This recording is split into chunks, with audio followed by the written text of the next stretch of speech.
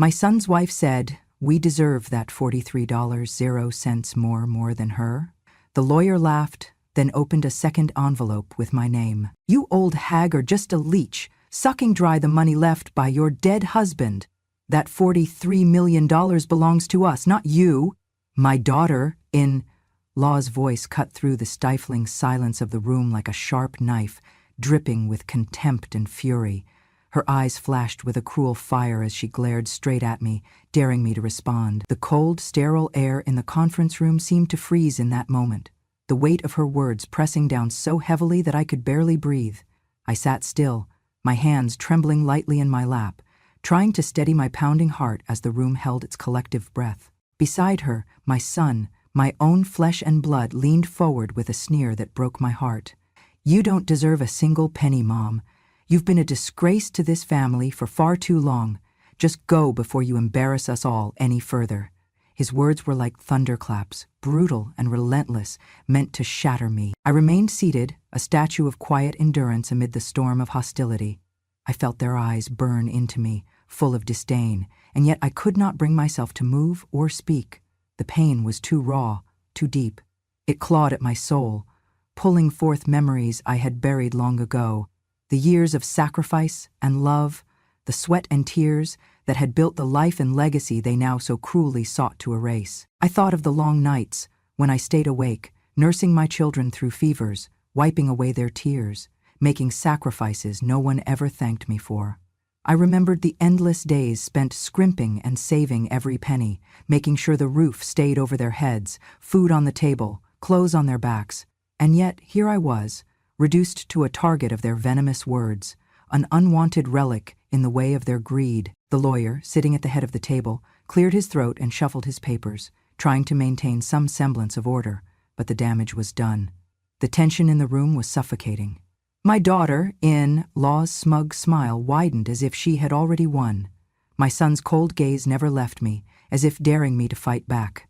But I held my silence, swallowing the lump in my throat, knowing that any reaction might only fuel their cruelty. My mind drifted back through the years, through every small kindness I had extended, every time I had swallowed my pride to keep the family together.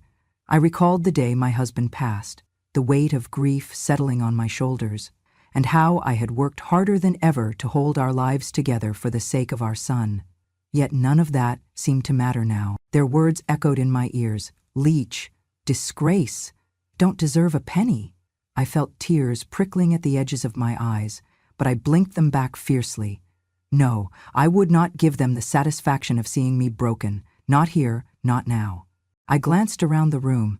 Faces that once showed love and respect were now twisted with contempt and greed. Cousins, aunts, uncles, some sat silently, others shifted uncomfortably, but none came to my defense. I was alone, surrounded by the family I had spent my life nurturing, now reduced to an enemy. My daughter, Law leaned back in her chair, crossing her arms with a triumphant smirk. "You see, we all know the truth.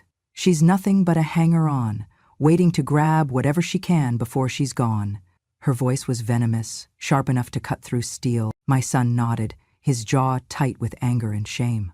"Mom, you should be grateful we're even giving you a share, but don't think for a second you're going to get more than your worthless cut." The sting of their words settled deep in my chest, a bitter ache I had carried for too long. How had it come to this? How had the family I loved so dearly turned so cold, so cruel?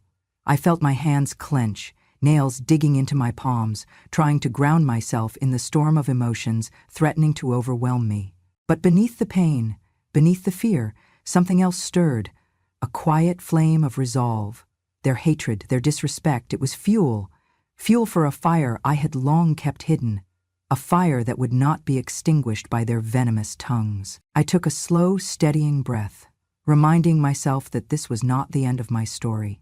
It was merely the opening act in a play they did not understand I had been scripting all along. My eyes fixed on the lawyer as he finally began to speak, his voice calm and measured, the sound cutting through the tension.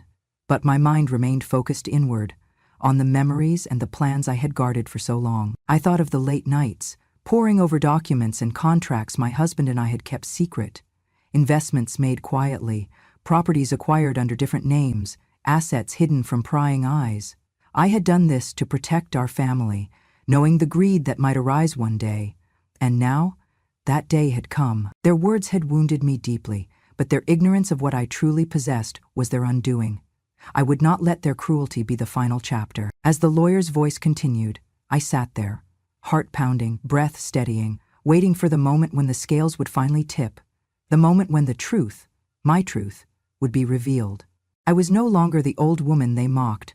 I was the keeper of secrets they could never imagine, the quiet force that would change everything. And so I waited, the silence stretching, the tension thickening, knowing that the story they thought they knew was about to unravel. In that moment, alone among them, yet stronger than ever, I vowed to myself that I would rise, not with anger or shouting, but with the quiet, unyielding strength that had carried me through decades of hardship. The room was filled with hostility, but I was filled with purpose. Their scorn would be their downfall, and my patience, my silence, would be the weapon that won this battle. My daughter, in law, never hid her disdain for me, and honestly it stemmed from years of simmering resentment. From the moment she stepped into our lives, she saw me as an obstacle, a meddling old woman who dared to question her extravagant spending and careless ways. I remember the countless arguments we had, her voice sharp and unforgiving, accusing me of interfering where I had no right. She saw my concern as criticism, my love as control. The gulf between us grew wider with each passing year, and the tension was palpable every time we met. My son, caught in the crossfire, gradually adopted her view. He began to see me not as a mother who had sacrificed everything for him, but as a burden, financially draining, emotionally taxing. I watched him distance himself bit by bit, retreating into the cold embrace of his wife's ambitions. The man who once ran to me for comfort now barely spared me a glance. It was as if the years of love and care we shared had evaporated overnight, replaced by suspicion and disdain. This transformation cut deeper than any insult. I felt betrayed by the two people I had loved most in this world. My heart ached with the weight of their rejection, and for a long time I grappled with the urge to forgive, to bridge the gap with understanding. But every attempt at reconciliation was met with coldness, indifference, or worse, open hostility. The wounds they inflicted were too raw, the betrayal too profound. In the quiet moments, when the world seemed to fade away, I often found myself drifting back to memories of sacrifice. I remembered the young woman I once was, full of hope and determination, who had worked tirelessly to build a life for her family. The nights I stayed up sewing clothes and patching holes. The mornings I woke before dawn to prepare breakfast.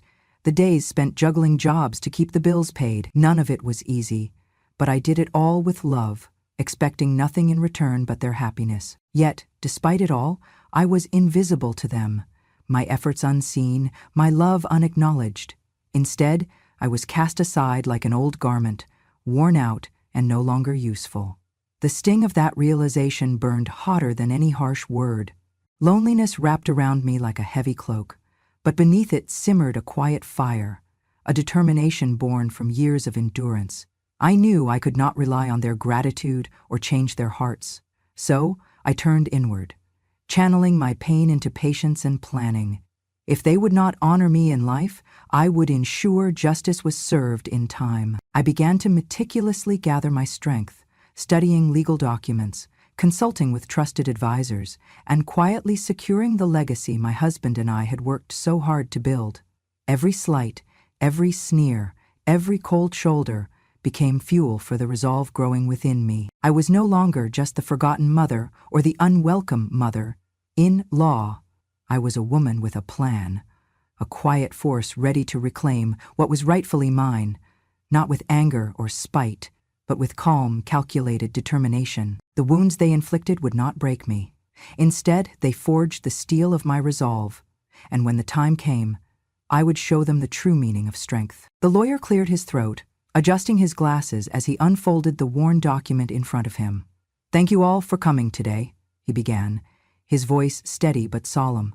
"We are here to read the last will and testament of your late father and husband." The room grew still, every pair of eyes fixated on him, the tension almost palpable. "According to the will, the estate shall be divided as follows: 40% to the son, 40% to the daughter-in-law and 20% to the widow. His words hung heavy in the air, signaling what many believed to be the final word on the matter. A murmur of relief and satisfaction rippled through some of the family members, especially from my daughter-in-law. She smirked, folding her arms triumphantly, as if the fight was already won. The son nodded, flashing a smug smile that barely masked his eagerness to put this chapter behind him. To them, the distribution was fair, more than enough to secure their futures, and just enough to keep me at bay. But the atmosphere quickly deteriorated as the reality sank in. Voices rose, accusations flew, and the room became a battlefield of bitterness and greed. My daughter-in-law was the first to break the fragile peace. 20%, she scoffed loudly, her eyes narrowing as they locked onto me. She's nothing but a parasite, a bloodsucker who's been draining this family dry for years. Her words pierced through me, cold and cruel. She leaned forward, her voice dripping with venom. Honestly, I don't know why anyone even bothers with her. She's an old woman living off what my father-in-law left behind, and she deserves nothing more than that. She glanced at my son for support, who only smirked and added fuel to the fire. You heard what I said, he said harshly. Mom, you need to leave. This house isn't yours anymore. If you don't go quietly, I won't hesitate to call the police. The threat was blatant. A final blow aimed at breaking my spirit. The room fell silent for a moment, the weight of their hostility suffocating. I sat for a heartbeat, then slowly rose to my feet. The trembling in my hands steadied, my voice cutting through the chaos like a sharpened blade. You think this is the end? You think that's all there is to the estate? I said coldly, eyes sweeping across the stunned faces. There is a secret, one that none of you have yet seen. The lawyer's eyebrows raised slightly, intrigued but cautious. He reached under the table and pulled out a second envelope, thick and sealed with the unmistakable stamp of importance. This, he said, holding it up for all to see, is a supplementary document, part of the estate planning that was kept confidential until now. Gasps echoed around the room as he carefully opened the envelope. Inside were papers that revealed a hidden ownership, an entire chain of hotels and prime real estate, valued at $43 million, all held under my name, completely separate from the main estate. The shock was instantaneous. Faces paled, eyes widened, and murmurs turned into stunned silence. My daughter-in-law's smug expression vanished, replaced by disbelief and panic. My son's confident smirk faltered, his gaze darting nervously between me and the documents in the lawyer's hands. The power dynamic shifted dramatically in an instant. I was no longer the powerless old woman they had mocked. For the first time in the room, I felt the scales tip in my favor.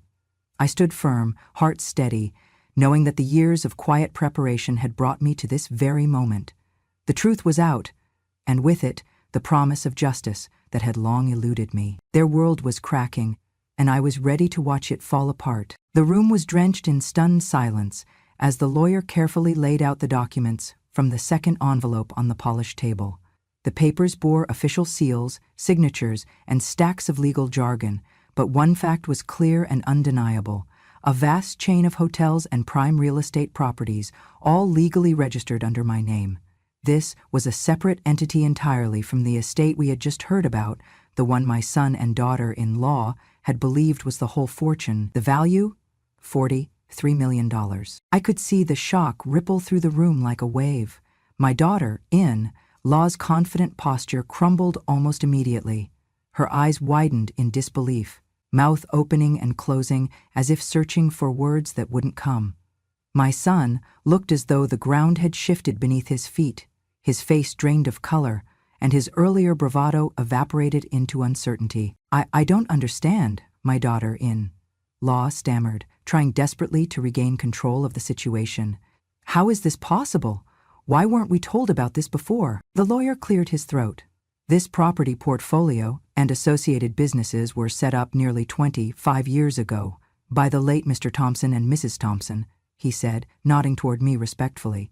It was their intention to keep these assets separate from the family estate, precisely to protect them from internal disputes or claims that might arise. I took a slow breath, steadying my voice as I spoke.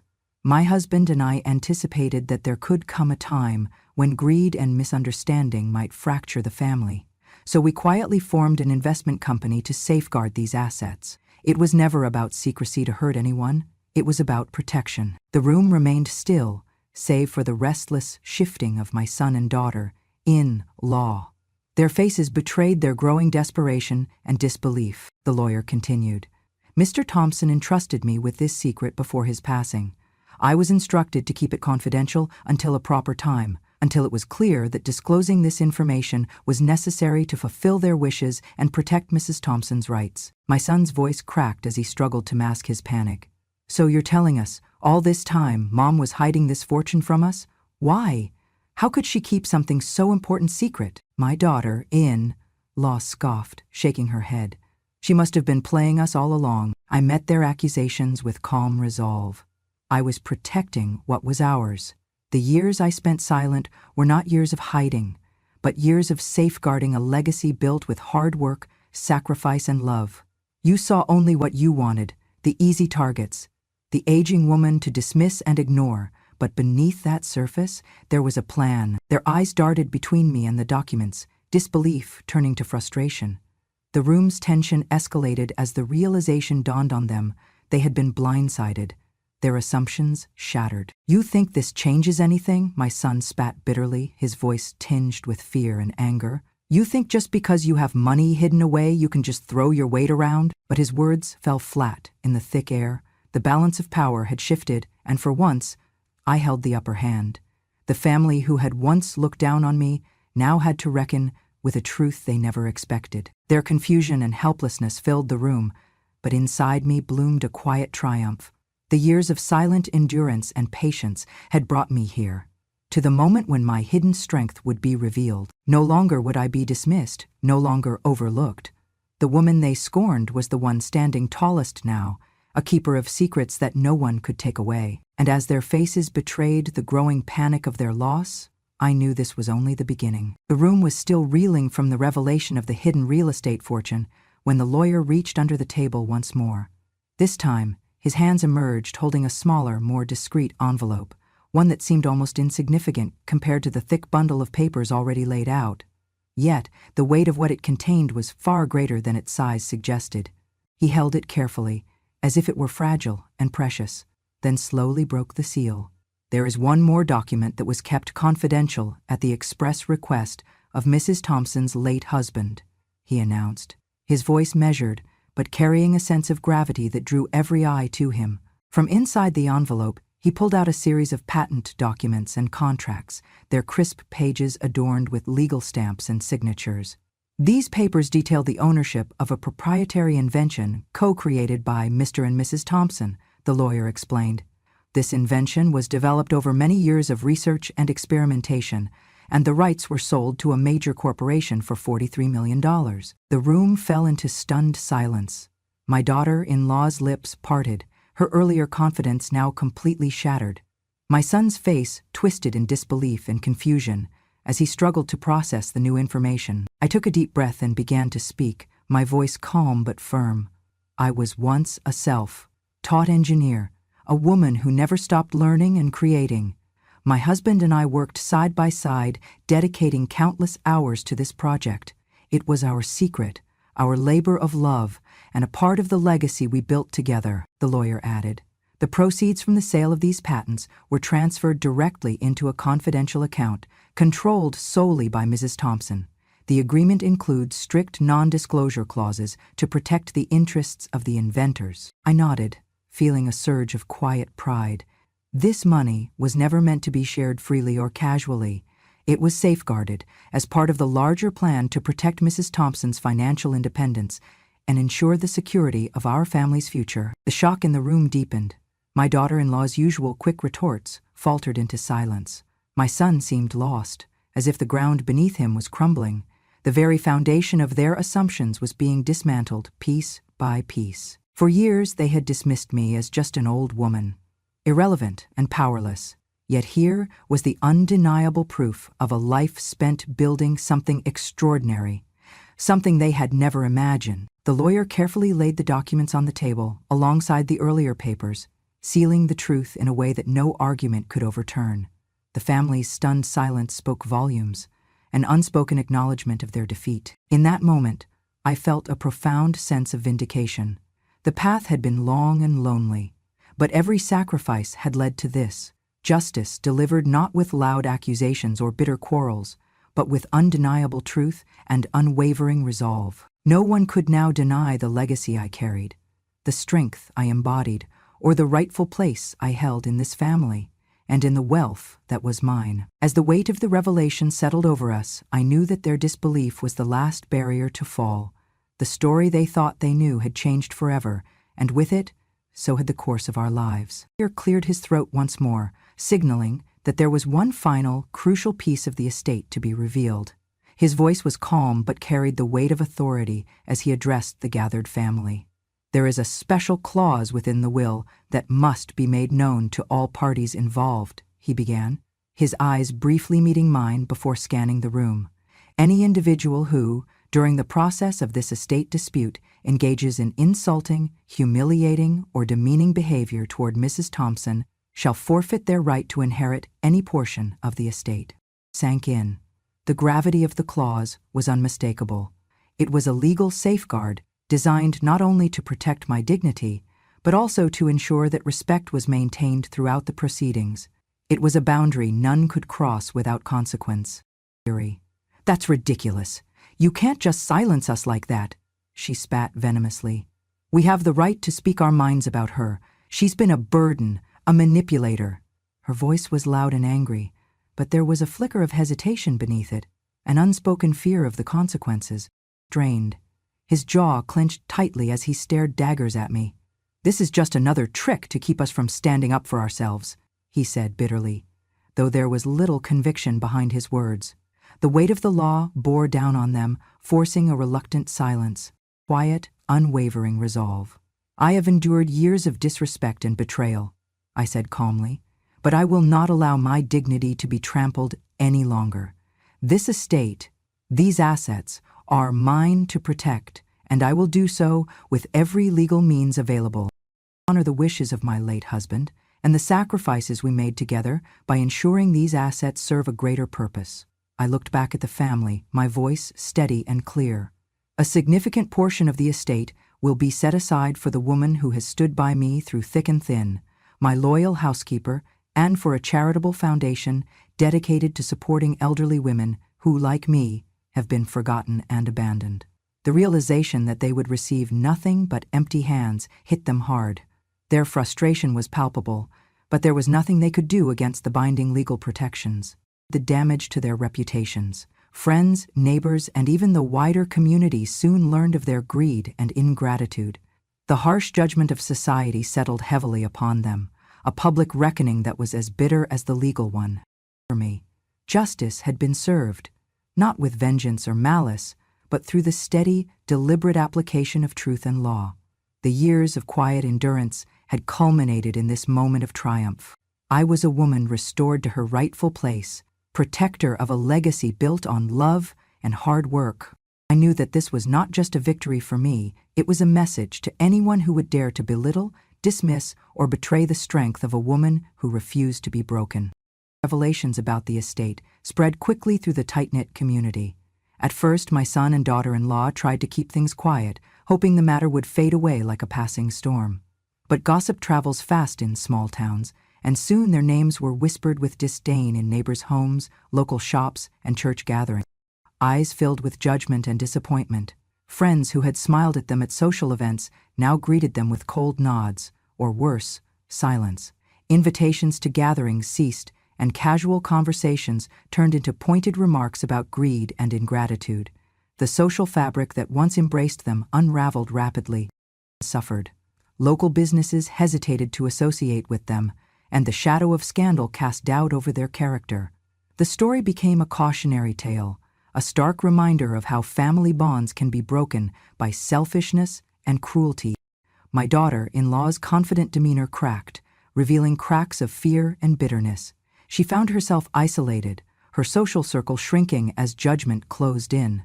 The sting of public condemnation gnawed at her pride, and her frustration often turned to angry outbursts aimed at anyone within reach. She became withdrawn, haunted by the realization that his own actions had severed the ties that once bound him to his family and community.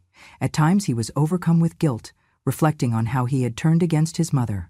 Yet, that guilt was often clouded by bitterness. Bitterness at the loss of control.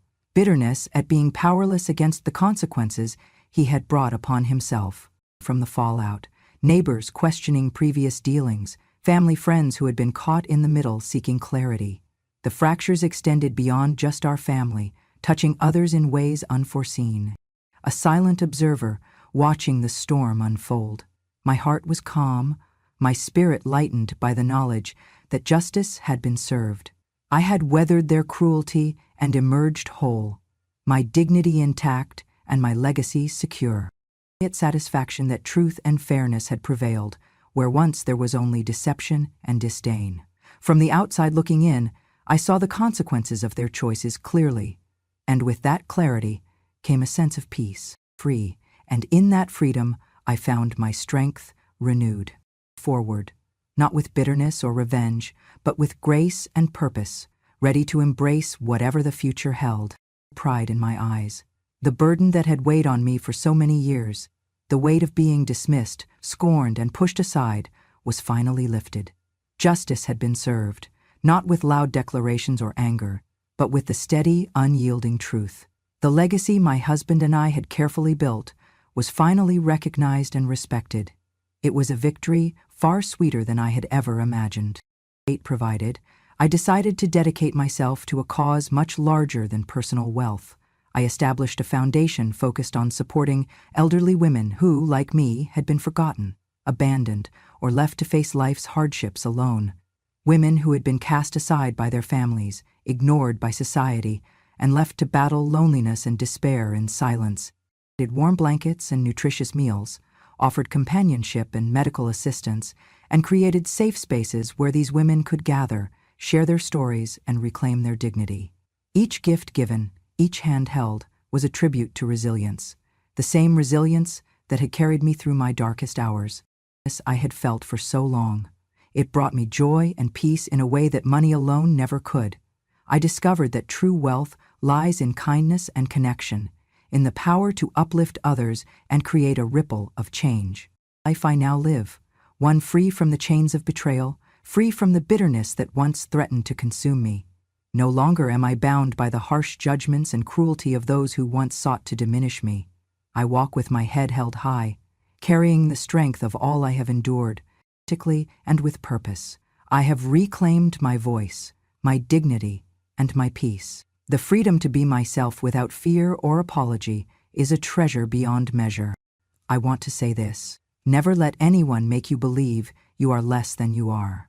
Your life is a tapestry woven with experience, wisdom, and courage. Hold tight to that truth, for it is your greatest strength that define us, but the love we give, the battles we overcome, and the grace with which we carry ourselves. Full of gratitude and hope, knowing that justice, compassion, and resilience will always guide the way forward. New life. Something unexpected came my way, an opportunity that promised not just personal renewal, but the chance to transform the lives of countless other women like me. It began with a letter, elegant and formal, from a nonprofit organization dedicated to empowering senior women who had faced neglect, abandonment, or hardship. They had heard whispers of my story, the quiet battle I had fought and won, and they wanted me to join them as a spokesperson and ambassador. Never been in my plans, especially not now, in what many would consider the twilight of my years. The thought of standing before strangers, sharing the wounds I had so carefully guarded, felt daunting. Yet beneath the fear, there stirred a flicker of something else, a deep longing to turn my pain into purpose, to make sure my journey was not in vain, a world I had never imagined. From the very first event, I was surrounded by women whose faces reflected stories similar to my own, women who had been silenced by age, dismissed by family, and forgotten by society. We shared our struggles and our triumphs, our fears and our hopes. It was a community bound by resilience and a fierce determination to reclaim dignity and respect. I spoke at conferences, community centers, and even legislative forums, using my voice to shine a light on the issues affecting elderly women. issues of financial security, healthcare access, social isolation, and legal rights. Each story I told was a thread weaving us closer together, creating a tapestry of shared strength. Betrayal and loss in front of audiences was emotionally taxing. There were days when the memories weighed heavily, threatening to overwhelm me. But every tear shed was met with the warmth of understanding, the solidarity of others who had walked similar paths. Their strength became my shield, their courage fueled my resolve. And healthcare professionals, advocating for policies that would protect and empower older women. Together, we pushed for improved eldercare services, legal reforms to safeguard against exploitation, and programs to combat loneliness and depression. My own experience gave weight to the cause, turning abstract issues into a human story that could not be ignored. Long dormant, the orator, the leader, the mentor. I took young women under my wing, guiding those who had yet to find their voices. I saw the power of shared stories to heal, to inspire action, and to build bridges across generations. I grew as well, bolstered by the awareness and support generated through my advocacy. We expanded our reach, bringing comfort and companionship to more lives, proving that age does not diminish one's capacity to impact the world.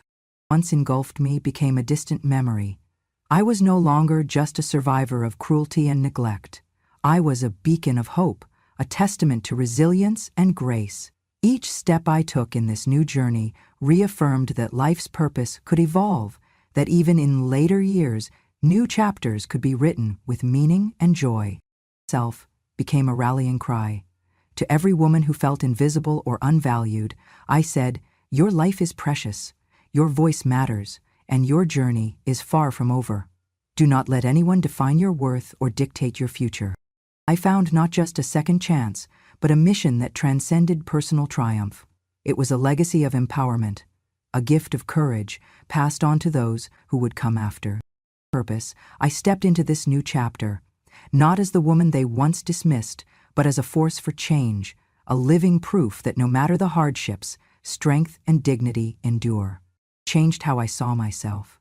It reminded me that the true measure of a life well lived is not in possessions or wealth, but in the difference we make and the love we leave behind. And a joy that no betrayal could ever take away. Light, I often find myself reflecting on the journey that brought me here, the trials endured, the wounds healed, and the unexpected blessings found along the way. Growing older is a path filled with its own unique challenges, but also with profound opportunities for growth, understanding, and grace. I want you to know this. Your life holds immeasurable value. The years you have lived are rich with wisdom earned through experience, resilience forged in hardship, and love given without condition. Though society may sometimes overlook us, we carry within us stories that can inspire generations and lessons that can shape the future. Diminished by the passing of time or the loss of those once close, but do not let these feelings define you. Instead, see each wrinkle as a map of battles fought and victories won, each gray hair as a crown of survival and strength. To find purpose, to embrace new passions, or to speak your truth. Our voices, though sometimes quieted, are powerful beyond measure. They carry the weight of history and the light of hope. Hold fast to your dignity. Do not let anyone, no matter how close or distant, make you doubt your worth. You are more than the years behind you. You are the sum of your courage, your kindness, and your spirit. Solace in small joys, a warm cup of tea, the laughter of children, the beauty of a sunset. These moments are reminders that life's richness is not measured by wealth or status, but by the love and peace we cultivate within. Later chapters, life can surprise us with new beginnings, healing, and unexpected grace. You are valued and you are deeply loved. Your journey matters and your legacy is alive in the hearts of those who come after. And your strength will continue to shine as a guiding light for all who follow. Patience and quiet strength that led me to reclaim what was rightfully mine. Life may bring hardship, betrayal, and heartbreak, but it also offers resilience, justice, and hope for those who dare to hold on.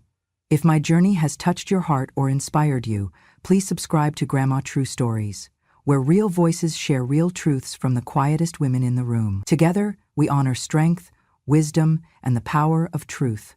Don't miss the next story, because every voice deserves to be heard.